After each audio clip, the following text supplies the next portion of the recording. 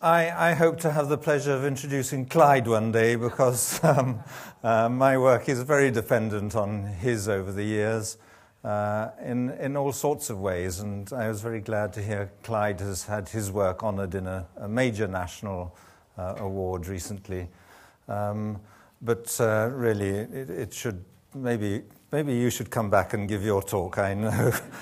And Clyde has been working particularly on early childhood, and it's absolutely fundamental, and fundamental to a lot of what I want to say.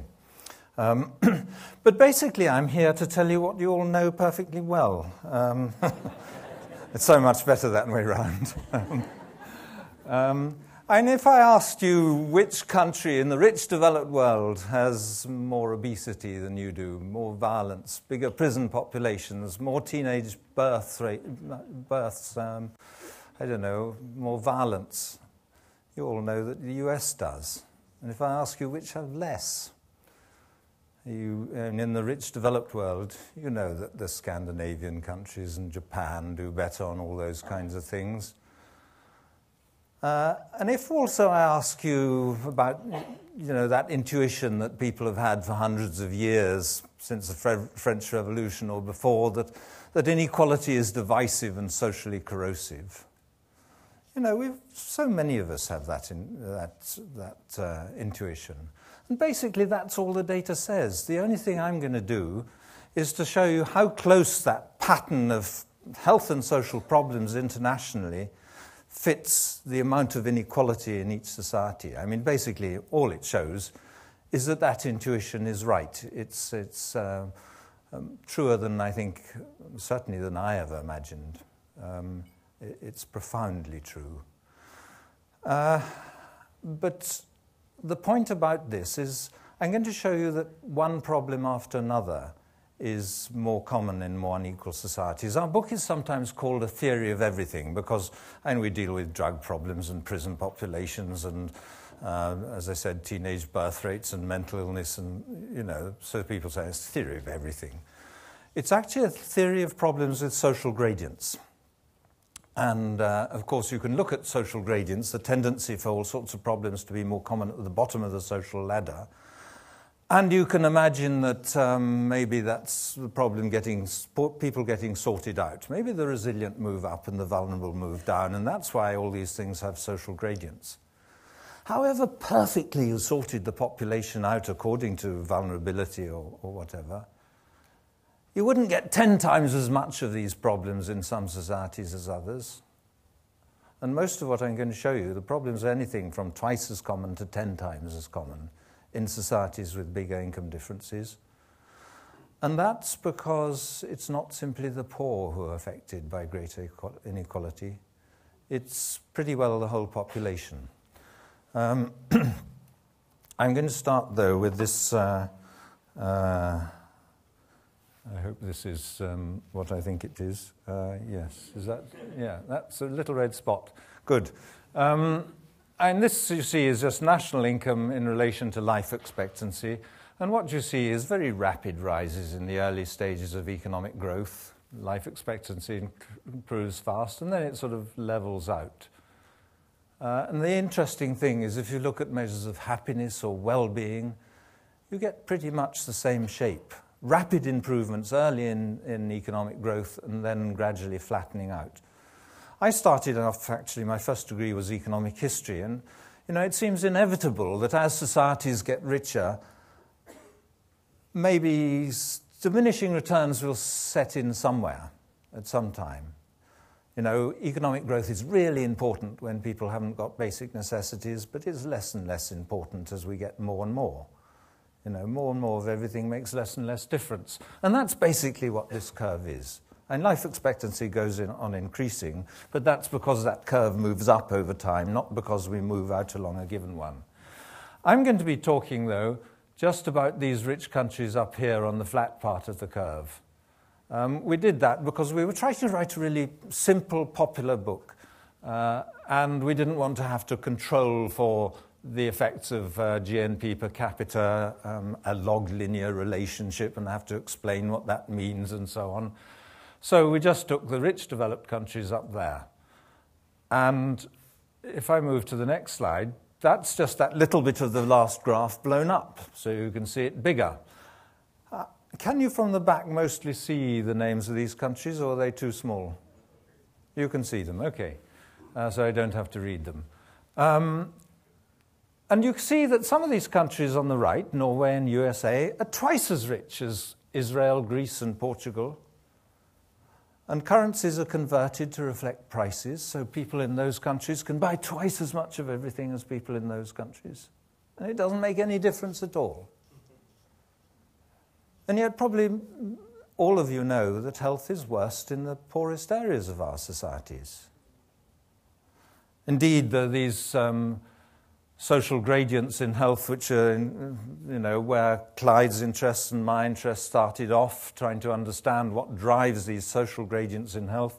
I'm sorry this is data from England and Wales, but it really looks rather similar wherever you get it from. But you see on the right-hand side, this is all small areas classified by levels of deprivation. The most deprived areas on the right with low life expectancy, the least deprived areas with high life expectancy. It seems to me that those differences in life expectancy related to where you are in society looks to me like the greatest human rights abuse in modern societies. It's not a difference between the poor and the rest of societies. All of us are part of this gradient. But it's a paradox that income or something seems very important within our societies, but it doesn't mean anything between the rich developed countries.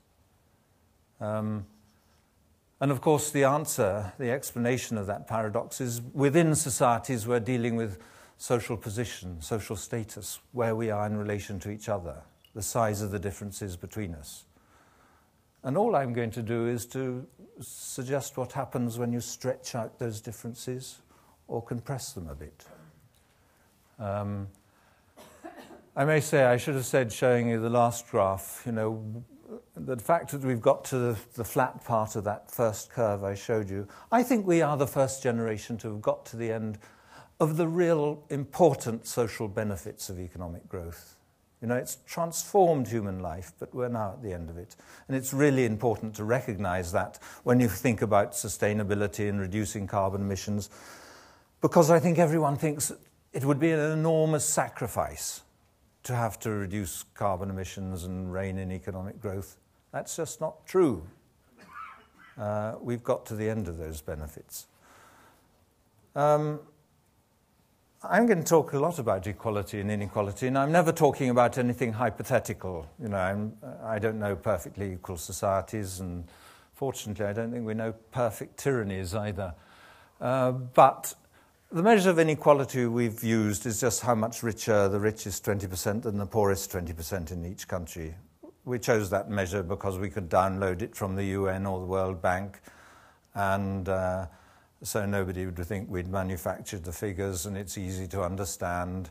But anyway, on that measure, you see in the more equal countries, Japan, Finland, Norway, Sweden, the richest 20% is only 3.5 or 4 times as rich as the poorest 20%. Yet look at that end, and the gap's twice as big. In countries like UK, Portugal, USA, the Guardian newspaper did this coloured version. I've never got into doing very pretty slides. They left off Singapore, which I think there are 9-fold differences, so it should come at the end. Maybe it's because Singapore is so small, it's this very thin line here. I'm not sure. But anyway, some societies, amongst the rich market democracies, which we all think are much of a muchness, are twice as unequal as others on that measure. Canada, you see, in the middle, but actually you've been moving rapidly in the wrong direction. Your income differences have really taken off recently, and I'm told you're getting more unequal faster than most other OECD countries. And so actually this data is quite old. We'd spent a year writing the book, the publisher sat on it for a year, but even when we collected the data, we got it from UN Human Development Report, and by then it was several years out of date. So you've moved quite a bit in the wrong direction since then. So I'm afraid you shouldn't be too comforted by being in the middle on this data. I said that this was really about problems that have social gradients, and it's a theory of problems with social gradients. And we're preoccupied with these things all the time. And, you know, if I'd lived in the 19th century and somebody had said, had been able to forecast the modern standards of comfort and luxury across such a large proportion of the population, I'd think we would be in some kind of utopia. Instead of finding that in many countries mental illness is becoming increasingly common. And I don't know about here, but at home you see reports of the levels of self-harm amongst teenage girls and things like that. I mean, it's simply an appalling scale of problems. And everyone worrying about drugs and violence and antisocial behavior and so on. And this is just one magazine reflecting that. The middle one is prison overcrowding. Our prisons got fuller than they've ever been about a year ago. Anyway, we collected internationally comparable data on as many of these kinds of problems as we could. We collected data on life expectancy for each country, maths and literacy scores of young people, infant mortality, homicide rates, imprisonment, that's simply the proportion of the population in prison in each country, and teenage birth rates, levels of trust, which is simply how much people feel they can trust others in society, obesity rates, mental illness, which in these WHO figures include drug and alcohol addiction, and some figures on social mobility that allow us to compare, you know, social mobility in different countries. Here we've put them all together in a sort of ragbag index of health and social problems. And they're all weighted equally. So where a country is just its average position on these things, affected just as much by obesity as homicides or any of the others. And here you see how well or badly countries do in relation to the measure of inequality I've just shown you. It's really an astonishingly close relationship. But if you look at that same index here in relation to national income per person, there's no relationship. You might think there's a sort of downward drift like that, but that's only because of Portugal there. If you forget Portugal and remember USA up there, you'll see why there's no correlation. We were worried that people would think we'd chosen problems to suit our argument, and indeed, of course, people have accused us of that. But actually, you see in this list are most of the things with social gradients that you'd expect to find internationally comparable data for. But still, we decided to look at the Unicef Index of Child Wellbeing. It's a measure of child well-being put together to measure child well-being in rich countries. It has 40 different components. So, you know, whether kids can talk to their parents, whether there's bullying at school, whether kids have books at home, what immunization rates are like, all that goes into it. One of the measures that goes into it actually is the proportion of kids in each country in relative poverty. That's very like a measure of inequality, so we took that out so people wouldn't say this is a circular argument.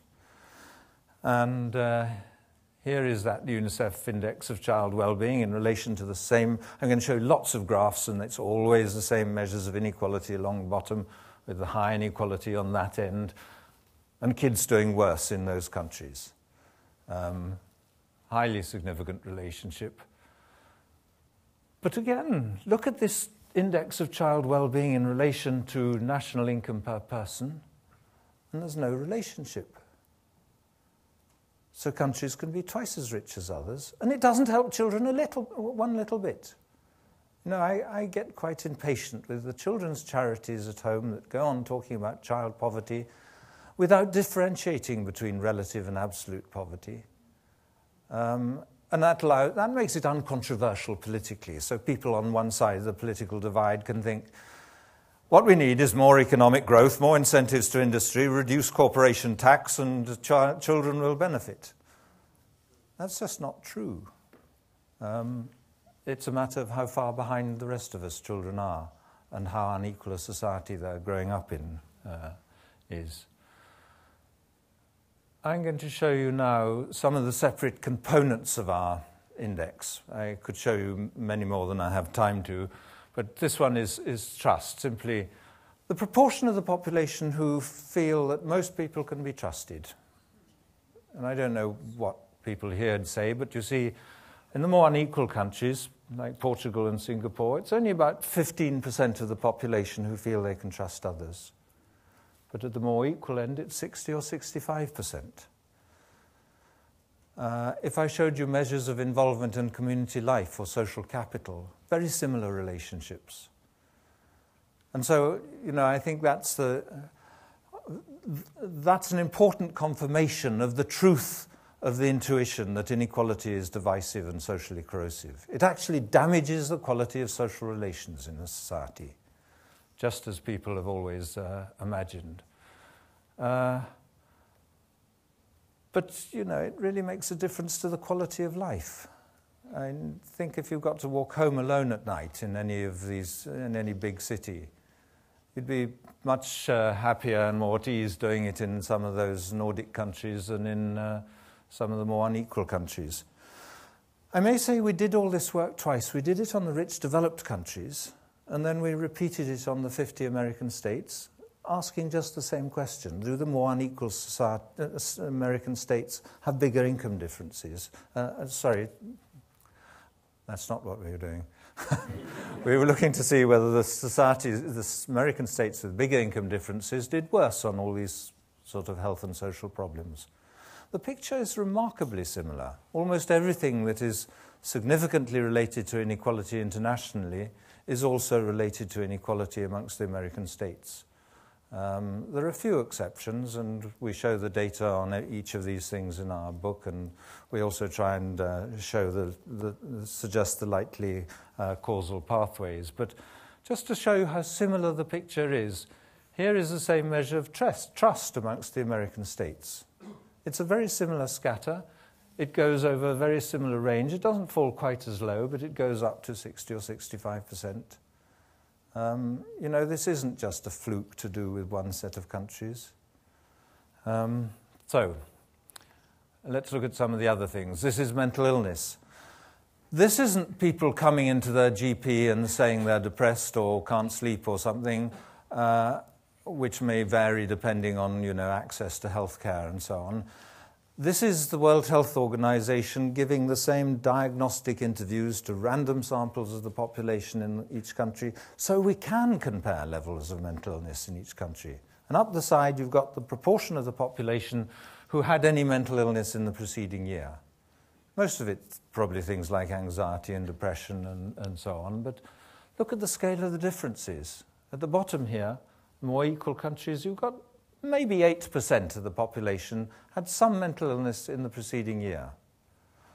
And presumably most of them not very serious mental illnesses, but actually they have a measure of serious mental illness as well, which is also significantly related to inequality. But anyway, look at the more unequal countries. The rates are 3 times as high. 3 times the population prevalence of mental illness. And it's just mind-boggling in a way. This is infant mortality. Quite big differences, I suppose about twofold, but actually that regression line, the line of best fit, you can see it should be steeper. It's being pulled down by Singapore here, that claims the lowest infant mortality in the world. I was always very suspicious of that figure. I didn't really believe it, but WHO gives that figure. That's what Singapore report to WHO, and so it goes in. I emphasize this because we've been accused of manufacturing this evidence, of picking and choosing data. We never do that. If there's a data point in our source for one of the countries we're looking at, it goes in, even if I think it's rubbish, because I can't afford to be accused of picking and choosing. It'd just be silly to manufacture the evidence like that. And actually, I've recently been to Singapore and discovered some of the rather artifactual explanations of why they appear to have such low infant mortality. But anyway, let's move on. This is data from the UN Office on Drugs and Crime. They have separate survey data for use of opiates, cocaine, cannabis, ecstasy, and amphetamines. We put them all together in one index, and again, a highly significant relationship with inequality. People sometimes say, oh, they don't, statisticians complain that we don't put the data up the side on some of these. We do put the data up the side when it's easy to understand, but whenever there's an index, the units are things called standard deviation units, which most people don't understand, so we just say high and low. Where have we got to here? Teenage birth rates. These are teenage births per 1,000 women in their teens. The scale of differences is very marked again. Goes from about 5 births per 1,000 teenage women. In Canada, you have 4 times that rate. In Britain, we have 6 times that rate. And in USA, they have over 10 times that rate. Absolutely vast. I once worked in health promotion for a few years in the health service in Bristol. We would have been so thrilled if we could have made a 10% or 20% reduction in any problem. And we're talking about all these huge differences. This one is violence. I chose to show you this one partly because it's produced by Martin Daly and Margot Wilson, who at McMaster. Well, Margot died recently, but they added in, these dots are American states, and the little triangles are Canadian provinces. You're, as you'll be glad to know, more equal than the United States and lower mortality, so you come on the bottom left. But look once more at the scale of the differences. You've got 15 homicides per million. Well, some of your provinces are substantially below that, but 15 would be middle between 0 and 30. And it goes up to 150. Tenfold differences in homicide. The differences in our book, and what we do is not pick out the most dramatic examples from the literature and show them. What we've done instead is to show for the same group of countries with the same measure of inequality, every single health and social problem panning out like this. And what our critics, we've recently been attempts to mug us by organizations like the Taxpayers Alliance. And what they do is they look at our graph, for instance, of homicide, and they say, take off these few points and the relationship isn't significant anymore. And I say, so what? There are 50 papers showing the relationship between violence and inequality in different settings. On health, health is one of the weakest relationships I've in this sort of data, particularly life expectancy and inequality. It's statistically significant, but it's very weak. And of course, again, they do the same thing. They pull off a few points. They suggest we're the only people who've ever suggested anything as silly as the idea that inequality does any harm to a society. But there are now 200 research papers on income inequality and health in different settings. And so if they destroy the relationship in our book by picking off a couple of countries, I want to show them the paper on health and inequality in the provinces of China and say, which ones do you want to take off to get rid of the relationship there? And it really is, well, it's silly, but actually it's very annoying. This is prisoners. Proportion of the people locked up in different countries. Prisoners per 100,000 population. This is on a log scale, which means the difference between 1 and 10 is the same as from 10 to 100 and so on. So it compresses the top. Otherwise, this would go curving up, probably off the top. But the scale of the differences again. It's harder with a log scale to judge where 40 might be, but Japan is around 40 per 100,000, and it goes up to 400, well, above in the USA. So that's tenfold differences in the scale of imprisonment, the proportion of the people locked up in each country. And actually that relationship is not driven mainly by more crime. It's mainly a matter of more punitive sentencing. We found when we were writing that there were over 300 people in prison for life for shoplifting in California on the 3 strikes and you're out principle. And it's pretty barbaric. And actually, the prison regimes differ. I often say if you've got to go to prison somewhere, go in one of the more equal countries, you'll get some remedial help, whereas if you go in some of the more unequal ones, you'll come out brutalized. You'll get a lot of solitary confinement and so on.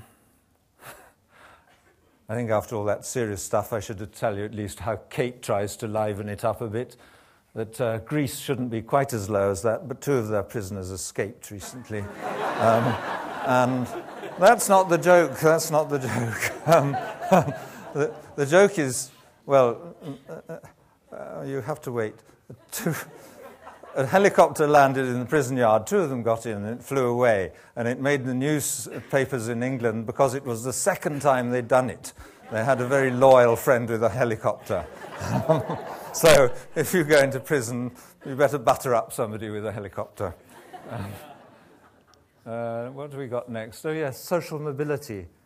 This is an important one, although there are rather few points. When we first published it, we actually had even fewer data points. But what it's suggesting is that in the more unequal countries, social mobility is lower.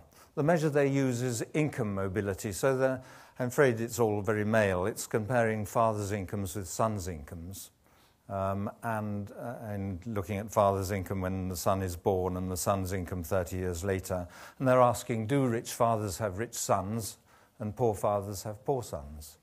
And of course, if father's income is highly predictive of sons' incomes, then you've got low social mobility. And you've got low social mobility in the UK and USA. You've got high social mobility in Denmark and Finland. And again, this is Kate's joke. I'm not very good at jokes, but she says if Americans want to live the American dream, they should go to Denmark and Finland. But even when we had fewer data points, we felt fairly confident that the correlation meant something, because we knew that while income differences had widened in Britain and the United States, that social mobility had slowed and residential segregation had increased. And I'm told that in Canada, while your income differences have widened, your social mobility has slowed. And of course, I think it makes good sense if you think what's happening. I mean, as the material differences increase, the social distances increase, the feelings of superiority and inferiority to do with social status. And so I think that, you know, in more unequal countries, there's more downward prejudice to struggle against, you know, whether it's class prejudice or prejudice against ethnic minorities, or I think actually prejudice against women too is part of this probably. But the great justification that's always trundled out for big inequalities of outcome is that it's all very fair if, you know, we can get equality of opportunity, and the thing we should concentrate is not reducing inequality of outcome, but to try and make sure everyone has a fair chance in life. What this suggests is that no country ever gets anywhere near equal opportunities, but it suggests it's very much harder if you're in a more unequal society to get anywhere near that. This is rather surprising, I think. I thought it was a really major flaw in my whole argument, and I didn't know how to deal with the evidence, that it really looked as if everyone benefits. But I think it's now easier to understand why, and the data is quite clear. I may say just the size of the differences I've been showing you, you know, 8, 10, well, sometimes only threefold differences in outcomes. You can't explain such big differences just in terms of inequality affecting a poor minority or an ethnic minority or something like that. These differences are so big because most of us are affected. And but fortunately we don't just have to infer from that kind of consideration. There are a number of studies where you can see how people at different points in the social hierarchy do in more and less equal societies. This is one of them. This is very old data. It's when people were trying to compare health inequalities between nations, and some Swedish researchers classified a number of their infant deaths according to our British Registrar General's occupational class classification. And it starts from class 1 at the top here, professional occupations, directors of larger companies, down through to junior non-manual, skilled manual, semi-skilled, and the unskilled manual. And then again, because anachronistically it's a classification by father's occupation, single parents go alone. But you see that Sweden does better than us all the way across the scale. Even at the top, they do better. And there was another paper showing adult mortality with the same pattern.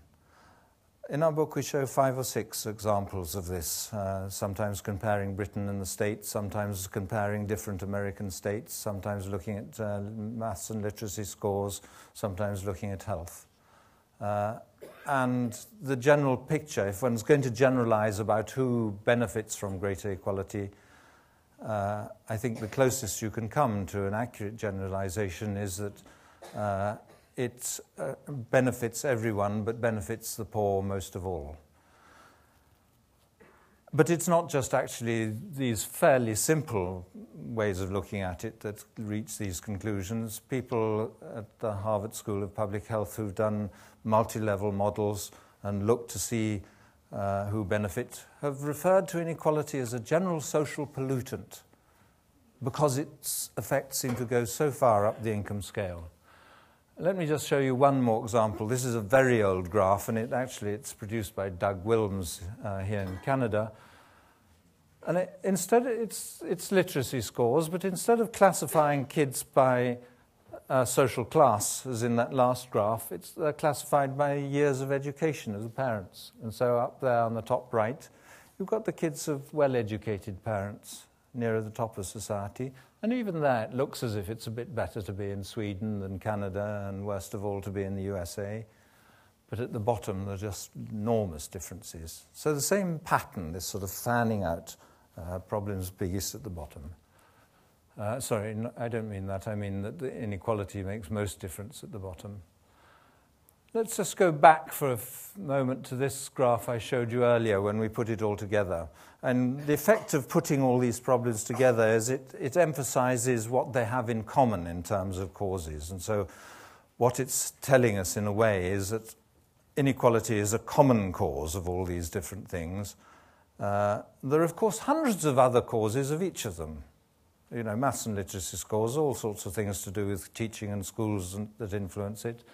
And obesity, and they've all got lots of other causes. It's just that inequality is a major common element in them. But you see, in all the graphs I've shown you, it's always the same countries doing badly. It's an embarrassing lecture to give in the US. You have to give fairly strong signals that you're not just being anti-American. And the great relief for me is to show the graph of child well-being, where Britain does even worse than they do. But it's always the same countries that do well as on the other end. And so what we're looking at is a general social dysfunction related to inequality. It's not just one or two things that go wrong, it's most things. And indeed, if you're going to try and think up another explanation, you would have to think of something that was a driver of all those things. So you've got to think of something that would plausibly account for obesity rates being higher, and homicide rates, and things to do with school performance and anything else. And also which was a driver of inequality. Nobody has so far. You might say it's reverse causality, that it's all the problems that create inequality. But actually, the problem with that is, again, you've got to think of a common driver for all those things to start off with. You know, why do they tend to be, all of those things, be worse in some countries and better in others? So I think there really are serious problems in reverse causality, particularly as a lot of child outcomes are part of this, like juvenile obesity, school bullying, juvenile violence, and those won't affect income inequality, and some of the adult outcomes won't either. So it would be, I think, an impossible argument to sustain. I may say also, another point important to make at this stage is that you see Sweden and Japan do pretty well. But in terms of cultural differences, there are not two more different countries amongst the OECD lot than those two. I mean, think of the position of women in Sweden and Japan, or how closely they keep to the nuclear family. They're totally different. But also how they get their greater equality is totally different. Sweden has large differences in earnings, and they redistribute with high taxes and benefits, big welfare state. Japan starts off with smaller differences in earnings and has lower taxes and a smaller welfare state. And we find just the same difference amongst some of the American states. And Vermont and New Hampshire both do pretty well. But Vermont has one of the higher social expenditures amongst American states and higher taxation. And New Hampshire has the lowest state taxation of any state except Alaska, and lower social expenditure as well. But they do well because their initial earnings differences are small. I don't know why that is, but one of the things I've recently found is that one of the things they do is protect trade union rights. So it is illegal to try and get an employee to sign a contract banning trade union membership. It's also illegal to organize strike breaking. And I have found a couple of papers which suggest that, and on statistical evidence, that trade union movements are stronger in more equal societies. So maybe they have a role to play in this. I should say a little bit about this. I'm probably rather too close to the end of my time. My understanding of these things, or my guesses about what's going on, come from social epidemiology, trying to understand social gradient in health and social determinants of health.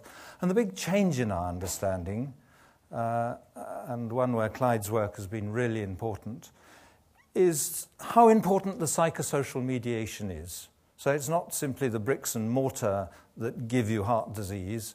It's actually what you feel about being at the bottom, and the effects on basically working through chronic stress. And increasingly people understand the physiological effects of chronic stress on the immune system, the cardiovascular system, and often, I think increasingly, you hear people likening its effects to more rapid aging. It's a powerful physiological influence. But I think the main groups of psychosocial risk factor for poor health that we've become aware of can be grouped in these sort of categories. Things to do with low social status, things to do with weak social connections, almost any measure of social connectedness, whether it's relationships with our partners or how many friends or involvement in community life, all highly protective. Also experimental data that shows that we have higher resistance to infection and wound healing is faster if we have good social relationships. And the other part of this is stress in early life, both maternal stress in pregnancy and things like the quality of early childhood, domestic conflict, poor attachment, things like that. Which affect health right into my age and older. A long shadow forwards, people often say. But it seemed to me that maybe there was a common element running through these, that there was a sort of, that maybe the insecurities that go with low social status are rather like the insecurities that you might have from a difficult early childhood. We talk about insecurity or anxiety or feeling you're not valued. And friendship fits into that pattern because if you have friends, you know, they're people who like you. You feel better, but you get positive feedback from your friends. You feel, oh, I'm all right. You know, they like my company. But if you feel people avoid you, you're excluded, people, you know, don't want your company, we all very quickly have that sense of vulnerability, of fearing that we're unattractive, we're boring, we're whatever it is. And actually, you see, what this is about is really our susceptibility to emotions like shame and embarrassment. A psychologist, Thomas Sheff, calls shame and embarrassment the social motions because they are what makes us conform. And you see, in a creature like human beings that depends on a learned cultural way of life rather than on instinctively programmed behavior, how we learn to behave in acceptable ways is by being susceptible to each other's eyes, experiencing ourselves through each other's eyes. And you know, when people do something awful in front of other people, they say, I just wish the ground would have swallowed me up. Because you see, you are the bearers of culture.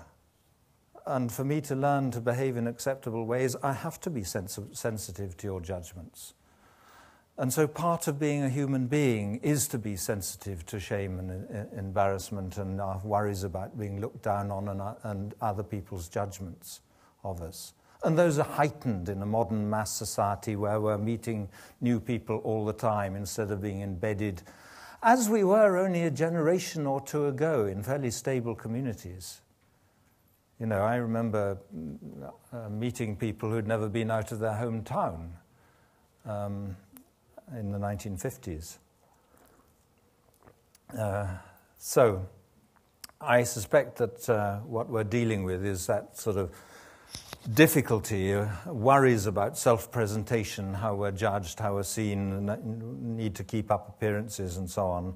I developed that kind of explanation when I found a meta-analysis of 208 studies of experiments where people had been invited into a psychological laboratory and given nasty, stressful things to do while having their cortisol. Cortisol is one of the central stress hormones measured, so they were interested in seeing how much cortisol went up when people were doing these nasty tasks. And the meta-analysis reviewing all these studies was really interested in what kind of tasks most reliably push up cortisol levels.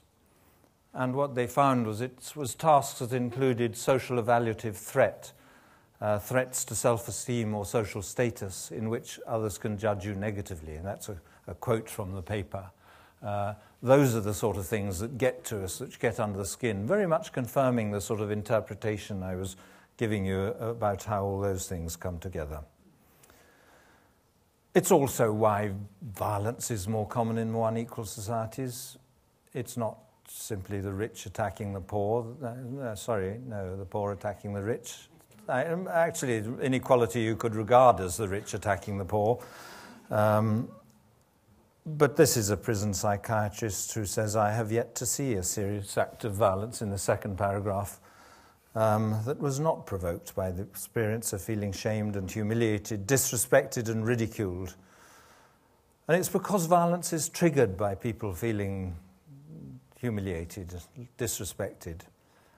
Very much the same ballpark as what I was talking about. But another pattern, I think, is part of this. This is, again, rather old data, but it illustrates it well, and it's nice to have, and when I'm talking to economists, it's very nice to have a study that comes from people at the World Bank. I sometimes feel that's all that some economists will respect. This is an experiment, I heard a growl. This is an experiment in which kids are asked to do mazes, finding their way into the centre on pieces of paper, and the question is how many can they do in a given time. They're high and low caste children in India, from Indian villages, And when they don't know each other's caste, they do them equally well. But when they do know who are the high caste and who are the low caste kids, suddenly performance in the low caste drops off. And there are just lots of, these are called stereotype threat experiments. They've been done hundreds of times in different contexts. You can do it with men and women. You give them, I don't know, mathematical or spatial things to do, and women do them pretty well as well. And except when you say, women are often thought to be less good at this kind of thing than men, and then the women's performance. Or with ethnicity in the States, you give a test and you say, this is not a test of cognitive ability. And black students do as well as the white ones. But if you say, this is a test of cognitive ability, black performance falls off. So we're highly sensitive to these crude social stereotypes. And indeed, I think it's really important to think about that in relation to how early the signs of school failure kick in kids. And I've met people who just felt the whole of their educational experience was being taught how hopeless they were, and are so phobic about school that they won't, as adults, even walk down the street where their school was. You know, that sort of pain. I would like to spend time telling you about how this relates to moving towards sustainability, because I think what we've got to do is put together a picture of the future society we need to move towards, not only with greater equality, but also reducing carbon emissions and so on. And one of the things, of course, is that consumerism is the greatest threat to getting anywhere near sustainability. But it's driven, a substantial part of the driver for consumerism is status competition. And that's amplified, intensified by inequality. And in more unequal societies, as you see here, people work longer hours. They also save less of their income. They spend more. They get into debt more. And that's because money matters even more in those societies. It's how you show what you're worth. But also more equal societies are more public-spirited because there's more involvement in community life, higher levels of trust. People are more aware of the common good. And of course, reducing carbon emissions is going to depend on being aware of the common good on a worldwide scale. And this shows more equal societies are better at recycling. This shows that business leaders in more equal societies think it's more important that their governments should abide by international environmental agreements. Because, of course, in more unequal societies, everyone knows you have to fend for yourself and damn the others. Anyway, I've talked for too long. I think the take-home message is that we must stop thinking about the progress, about improving the quality of life through economic growth, through consumerism stuff. We've got to the end of that. It's a zero-sum game. I mean, of course, we can improve our lot if we move up in our existing society, but if everyone moves up together, there's no net benefit to the society. And the way we should now be improving the real social quality, the real quality of life, is by improving the quality of social relations. And it was very sad, that very good book on happiness, Richard Laird, book on happiness, he ends up by saying the solution is that we should all go and have cognitive behavioral therapy. And actually he's managed to get much more of it provided by the government because of that. But actually, what this data is telling us, I think, is if we reduce the scale of inequality, we improve the psychosocial well-being of the whole society. So I'll stop there. You can get, if you've got the stomach for any more, there's a chapter on each of these things in the book. We show the American data and the international data, and we show we talk about the likely causal pathways with each of those outcomes. And the Equality Trust we've set up with the help of Quaker Charity, the Joseph Rowntree Foundation, the Joseph Rowntree Charitable Trust, simply to make this evidence more accessible. And you can get the slides and ideas about campaigning and whatever some other things you might want. Thank you.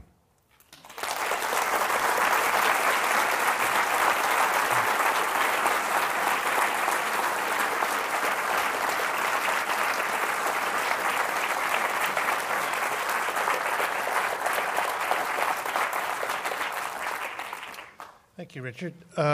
We do have about half an hour for comments and questions. What I'd like to ask you to do, if you'd like to ask a question, is come to that mic or that mic and just line up. I'd also ask you to please keep your comments and questions fairly brief because we don't have a lot of time, and I'd like to get in as many people's perspective as we can.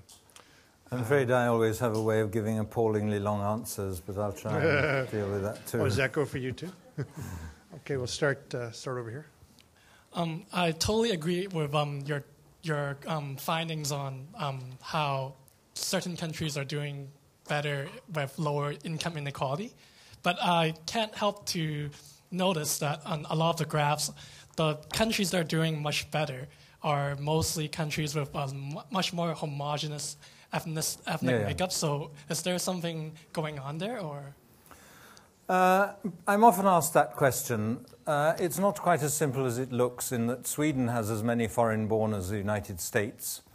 But even if you thought that ethnic minorities or immigrants from poorer countries and so on were affecting this picture, I've shown you that it is not, you can't explain this just in terms of what's happening in the bottom 10% or so of the population. It goes right across the population. In the United States, it was suggested that actually this is about the proportion of the population who are African American in each state. And there is quite a close fit. And actually, why the two are related, it seems, is because where there's a bigger African American population, the income gap between black and white is bigger.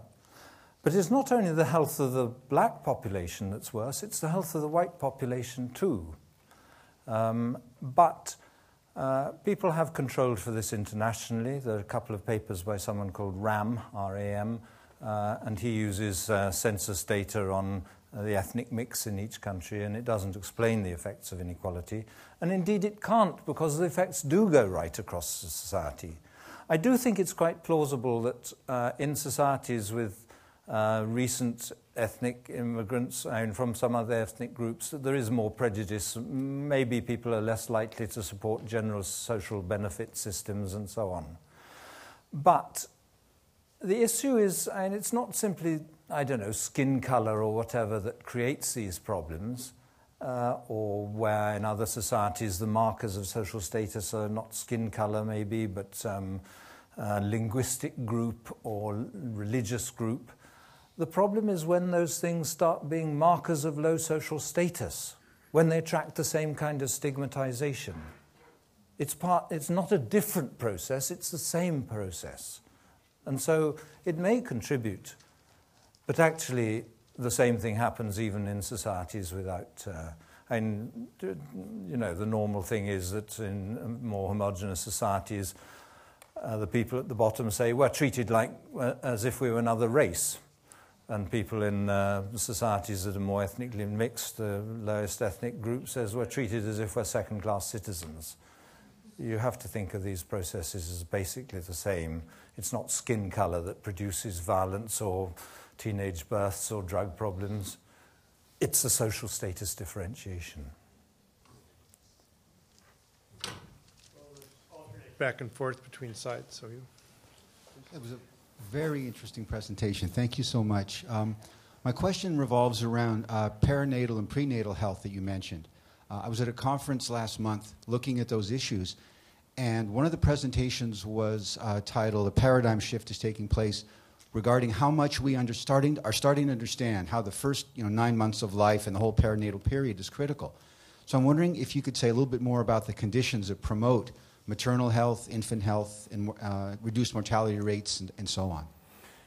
Yes, I think, and really Clyde should be answering this question, but the way I look at it is that that early sensitivity, which we know crops up in endless different species, it's about adaptation to the kind of world you've got to deal with as an adult. And, for human beings, it's about being prepared for the kind of social environment you're going to deal with. The people working in this area often say things like, what matters is family process rather than structure. It's the quality of relationships in the family that really make the difference to child outcomes, but also, as I mentioned before, maternal stress in pregnancy. And I think there's perhaps the same sort of process that continues from pregnancy, but through very different pathways and in early childhood, leading to a different developmental trajectory. And when I say we're being prepared from that age onwards for different kinds of social reality that we're going to have to deal with as adults, you know, whether you're growing up in a society where you have to watch your back, fight for what you can get, learn not to trust others because we're all rivals, or whether you're growing up in a society where you will depend on reciprocity, on cooperation, on trust, where your security will be dependent on good relations with other people. Lower levels of stress? It depends, it requires a quite different emotional and cognitive development. And so whether it is in parenting involves, I think you need to regard it almost as having an evolutionary function to pass on the experience of adversity to children. Not usually consciously, but you know maternal depression, it's damaging to children, or children being ignored, or domestic conflict. If they don't have that detailed interaction, eye contact, that loving interaction, then they are less socialized. And it looks increasingly as if we're going to start knowing about epigenetic processes that are part of that function, that pattern. They've been shown to be very powerful in macaque monkeys, and it seems to me very unlikely that they aren't also important in human beings. But Clyde would be able to say much more about this with more knowledge than, you know, mine are partly guesses. So I think that's what's happening. Thank you. Hello. Would you comment how inequalities have worsened or lessened in countries in the last 10 years where democracy has been exported at the end of guns and bombs, or in the last 40 years, South America and Africa, where with the help of CIA election control, it shaped the countries? I feel extraordinarily embarrassed not to be able to answer questions like that. I should have been reading much more what's going on and put the picture together on a much wider scale. I suspect that you asking that question know much more about the answer. Well, so more pointedly then, then, Iraq and Iran and Afghanistan, before they were helped by I know we've done untold democracy, damage in all these places. But how did they fare? How did they fare? I haven't looked. You see, we've just concentrated on the rich developed countries. In many poorer countries, you can't get most of these measures. We can usually get measures on infant mortality, sometimes life expectancy, sometimes homicide. And it does look as if there are similar relationships in poorer countries. But of course, warfare has always been appallingly destructive. Then your graph on happiness, I'll end with that. You didn't comment on that one. I didn't comment on happiness. Graphs of inequalities and happiness, or affluence and happiness. Yes. There are a few people who've worked on the economics of happiness, like Laird, as I mentioned, but Andrew Oswald as well. And they do say that people seem to be happier in more equal countries. But you see, nearly all the data we've used is hard data rather than subjective data. And I suspect that it's really difficult to compare subjective measures of happiness from one society to another. And I suspect that if someone in Japan says they're happy, it's tantamount to bragging. Whereas for an American to say they're not happy is an admission of failure. Michael Marmot, one of the foremost people working on social determinants of health, sometimes says that health is a better measure of happiness than questions about happiness.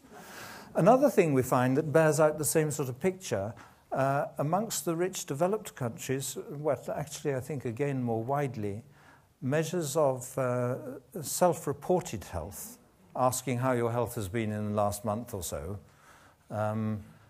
where you answer good, excellent, good, fair, poor, bad, or whatever, are actually inversely related to mortality. So in countries with higher mortality, people are more likely to report good self-reported health. And so you can't trust some of these. And within a country, self-reported health is a good predictor of mortality. Between countries, I think there are real problems in subjective measures. But I'm totally sympathetic to the point you were raising about the interventions in places like Iraq. I mean, of course, it's wrong. And also, I don't think it's not just chance that it's the more unequal countries that went into those more heavily. No, because you see, you're socialized into an idea that human beings are about sticks and carrots. And that what matters to us, the primary relationship is between us and things. What this stuff's telling you, and what the social determinants of health are telling us, is that the primary relationship is between people and people. And so you can grow up in some societies with a very different idea of human nature. Could we end with a kumbaya moment? Would you like to lead? I suspect you'd be better than I would. I was just wondering if you ever get frustrated with the fact that you live in a society where you Yes. have to do elaborate studies pointing out that inequalities Yes. are bad for us. And if so, how do you maintain your optimism?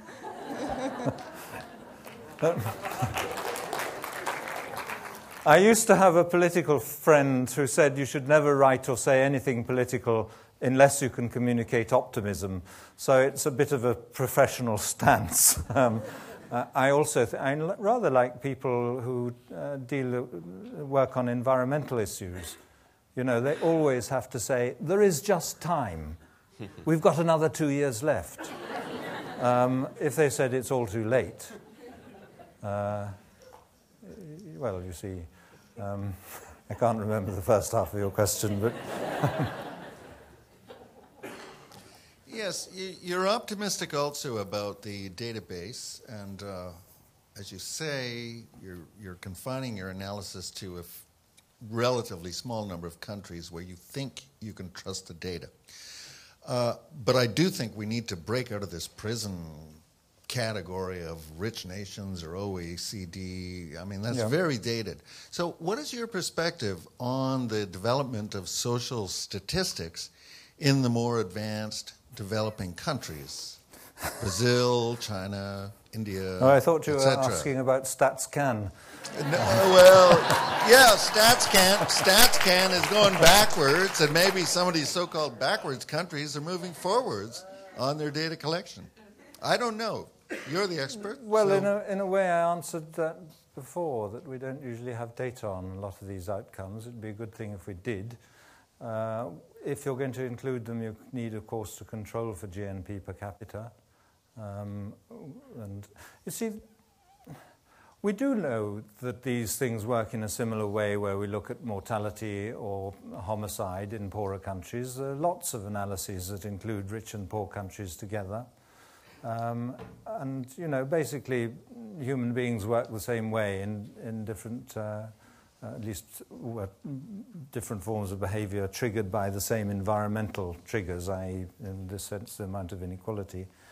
But I'm not quite sure what you asked. Well, really what I'm asking for is for you and Kate to think about Volume 2 and Volume 3 and broaden this out to a global scale. I think it would be really interesting. I've retired. Okay. Thanks a lot. I'm 67 and I would like to do... I've been thinking obsessively about nothing but this for 35 years, and I'd like to do some archaeology or lie in a trench chatting to people with a paintbrush and trowel or something like that. But I do think it needs doing, and I hope that I'm sure people will be doing it. We've just actually got money to look at changes over time, which haven't been looked at enough. I'd like to return to the issue of optimism. As you pointed out to us, and most of us in the audience, I'm sure, know that Canada seems to be heading in the wrong direction. And so the question I'd hope you'd help us with is, how do we get where you think we should be going from here? I rather rely on somebody asking that because I don't leave time for it. I wasn't going to come up. I thought someone would, but here I am. Thank you. I think that most of the population are never going to look at graphs. I think the simplest way of communicating where we should be moving politically is by painting a picture of the kind of society we should be moving towards. Not only with greater equality in solving some of these problems, but also a sustainable society. By explaining partly that we're not making great sacrifices to reach greater equality. It's not a matter of being altruistic on behalf of the poor. It's about making the world better for all of us. That reaching sustainability, reining in carbon emissions, if we have to sacrifice some or all of economic growth, that's not really making great sacrifices in our well-being. Our high standards of life expectancy are attained by many countries at much lower levels of carbon emissions. I would like to have shown you that graph. But it seems to me that an idea of the future, and it's going to be very difficult to get more progressive taxes. I think maybe we should start off by campaigning against tax avoidance at the top, people not paying their share to the general social well-being. I think that may be an easier one to win. But as I emphasized earlier, some countries gain their greater equality by reducing the income differences before tax. And I think the bonus culture has only taken place because people at the top didn't feel they had to account or answer to anyone. They could just take as much as they liked, and unconstrained by views of anyone else. And I think what we have to do is to constrain that by whether it's more employee representatives on the board of companies, or whether it's by, I think increasing every form of economic democracy, whether mutuals and cooperatives, employee-owned companies, employee share ownership, whatever it is. And those kinds of companies do have smaller income differences. You see, it's at work that the inequalities are first created, where wealth is not only created but divided.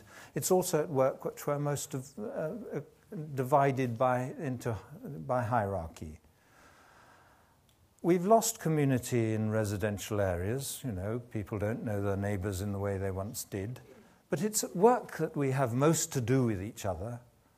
And I do think that more democratic organisations... I've heard... I was once going to do a research project comparing 10 employee-owned firms with 10 others and interviewing all the employees. We didn't get the money for it, so I didn't do it. But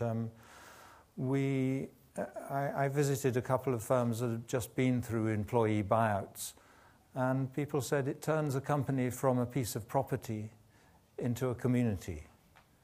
And I really do think that's important.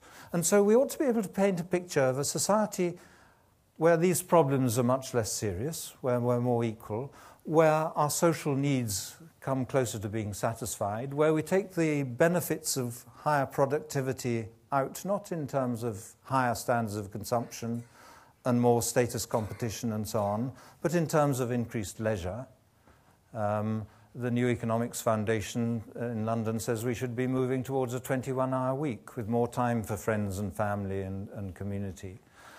I think we can paint an idea of a future society as better, qualitatively better for all of us, and change our view of consumption and consumerism as a rat race we're driven to.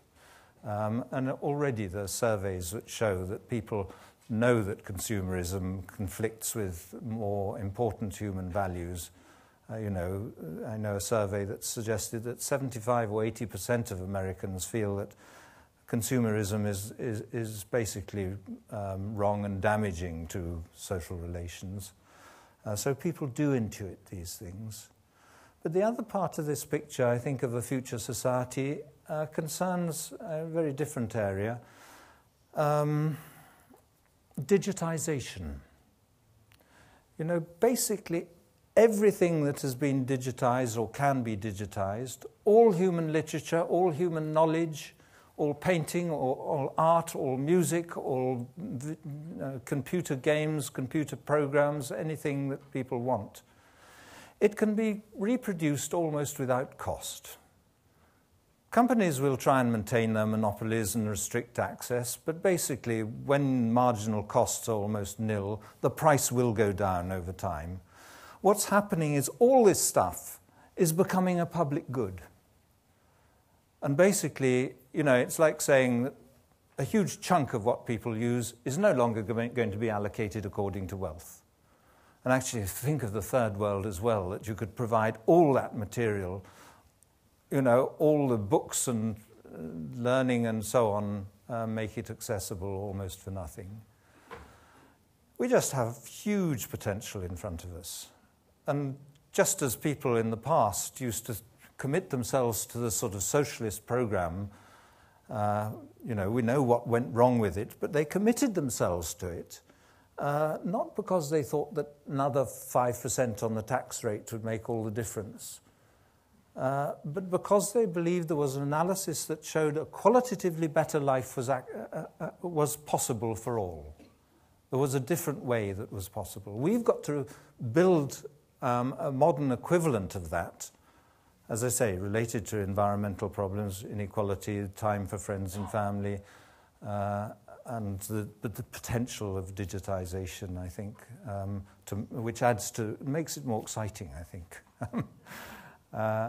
So we do feel that we can, it's no longer need be a depressed society, but feel there's something really exciting to move forward to.